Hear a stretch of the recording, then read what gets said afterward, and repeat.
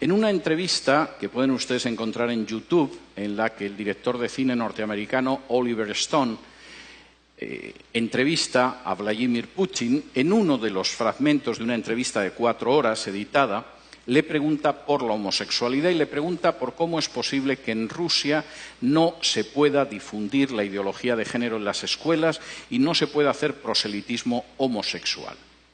Y la respuesta que le da Putin es absolutamente ejemplar. En Rusia no se persigue, no se encarcela, no se discrimina a ningún adulto por ser homosexual.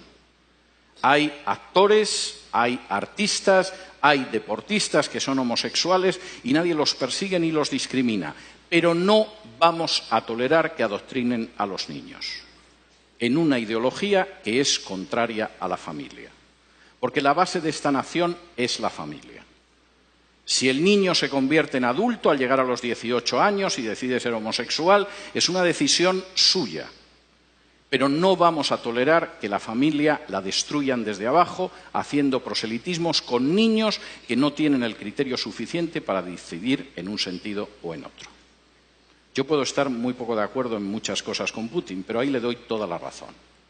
En el caso de China, todavía son más estrictos. Y he tenido ocasión de hablar con chinos acerca de esto. Los chinos siguen arrastrando la herida de lo que ellos llaman el siglo de humillaciones. Hace ahora poco menos de un siglo, los británicos, que ambicionaban apoderarse de la porcelana, del té, de la seda china, quisieron hacerse con ella, pero los chinos no veían que los ingleses tuvieran nada con lo que pudieran intercambiar la seda, el té o tantas cosas valiosas. De modo que los ingleses, puesto que nada de lo que ellos vendían les interesaban a los chinos, decidieron venderles drogas y les obligaron a abrir puertos por los que introducían el opio para consumo de los chinos.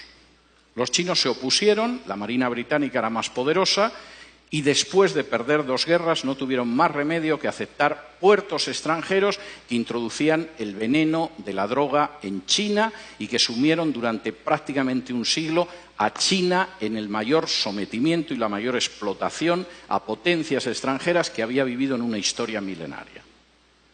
La visión de los chinos sobre la ideología de género es la misma. Esto es peor que el opio que trajeron los ingleses.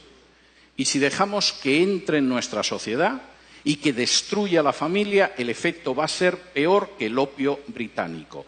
No lo vamos a tolerar. No porque seamos cristianos, el régimen es un régimen ateo, sino porque creemos en la familia y sabemos que la nación se basa sobre la familia. Me da mucho pesar que naciones que no son cristianas, sin embargo, a la hora de defender a la familia, parece que tienen una idea más clara que otras naciones que supuestamente lo son. En quinto lugar, y esto es tremendo, la ideología de género es una bomba de relojería demográfica. No hay nación ni cultura que pueda sobrevivir con un crecimiento demográfico inferior al 2,5. Están ustedes ya por debajo del 2,5 en la República Dominicana. Hasta el 2,3, que es su tasa de crecimiento en estos momentos, tienen posibilidad de reacción. Todavía es reversible, quizá en una generación, un proceso de desplome demográfico. A partir del 2% no hay esperanza. Cualquier cultura, cualquier nación está condenada sí o sí. La ideología de género va a conseguir que Europa, la Europa que yo he conocido, desaparezca en una generación, quizá en menos. En España la tasa de crecimiento demográfica es del 1,1. Es normal, hemos matado más de 1 millón de criaturas en el vientre de sus madres, siguiendo la supuesta salud sexual y reproductiva. La tasa de crecimiento de los musulmanes en España es del 8,1. Como ven, el futuro que le espera a la cultura española y a la nación española no es ideal. Reduzcan ustedes su tasa de crecimiento. Bajen del 2,3 en el que están ahora a un punto de crecimiento demográfico donde se condenen a sí mismos como país y como cultura. y después solo falta que puedan entrar en masa inmigrantes de otro país sin ningún tipo de control y la República Dominicana que ustedes conocen habrá desaparecido antes de un cuarto de siglo. Denle las gracias a la ideología de género en ese sentido. Finalmente, y esto me parece muy importante, la ideología de género es un ataque directo contra la soberanía nacional. Finalmente, no es algo que deciden los políticos de este país. Los políticos de este país, en muchos casos, ignoran qué es la ideología de género, como los políticos de otro país. En otras ocasiones solo piensan en su propia promoción personal. Un político sin apenas importancia puede acabar siendo ministra de la Mujer o ministro o secretario general de Políticas de Igualdad o cosas de este tipo. Les han asegurado la vida para los próximos 30 o 40 años engañando a la población. El problema es que eso significa el final de su soberanía y de su independencia nacional. La ideología de género se está imponiendo en países donde para poder recibir ayuda de instituciones internacionales, préstamos, renovación de créditos, se exige y se presiona a esos países para que admitan en su derecho interno la ideología de género. Y he tenido la posibilidad de hablar con dirigentes de países de Hispanoamérica y no de Hispanoamérica que tenían que confesar las angustiosas presiones que habían recibido de organizaciones ligadas a Naciones Unidas o al Departamento de Estado de Estados Unidos para admitir la ideología de género en su seno o enfrentarse con una situación difícil desde una perspectiva económica. No existe ningún derecho que permita, legitime o tolere que una instancia exterior del tipo que sea imponga a una nación la ideología que tiene que tener. Por muy pequeña que pueda ser esa nación, por muy reducido que sea su peso en el concierto internacional, por muy joven incluso que pueda ser en términos históricos, no existe organización internacional, fundación privada o país extranjero que tenga derecho a imponerle la ideología de género.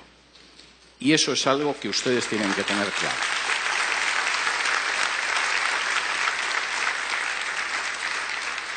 Y si me lo permiten, antes de pasar al terreno de las preguntas, quisiera realizar un paralelo a una situación esencial en la historia de Israel.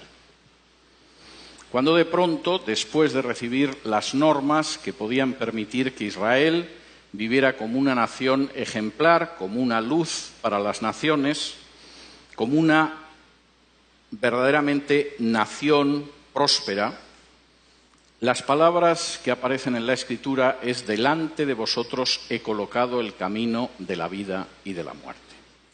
Ustedes tienen ahora mismo delante de sí mismos el camino de la vida o de la muerte. Esto no es algo que va a suceder dentro de 10, de 15, de 20 o de 30 años. Ahora mismo tienen delante el camino de la vida o el de la muerte.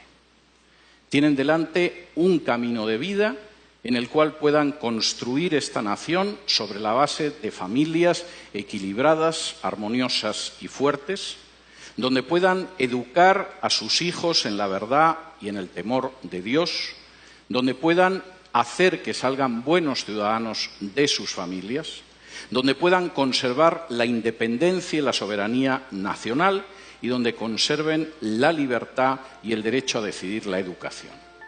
Y ese es un camino de vida para este país, como para cualquiera. O tienen delante el camino de muerte, el camino en el que van a ver cómo su soberanía nacional desaparece, cómo se destruye la familia natural, cómo se acaba con el sistema educativo, cómo se levanta un sistema de mordaza totalitaria sobre los ciudadanos de este país, cómo se tritura el principio de igualdad bajo la ley, cómo su demografía desaparece y cómo al final se encuentran condenados como cultura o como nación. Delante de ustedes ahora mismo hay un camino de vida y hay un camino de muerte encarnado en la ideología de género.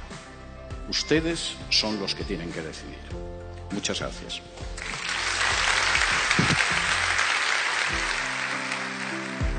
Esperamos que este programa haya sido de bendición y que esta interesante charla con el doctor César Vidal pueda ser un instrumento que Dios use para que estemos alerta contra las falsas enseñanzas que nos quieren imponer los diferentes organismos nacionales e internacionales que tratan de imponer un nuevo orden contrario a los principios de la palabra de Dios en los tiempos que estamos viviendo. Gracias por habernos acompañado en su programa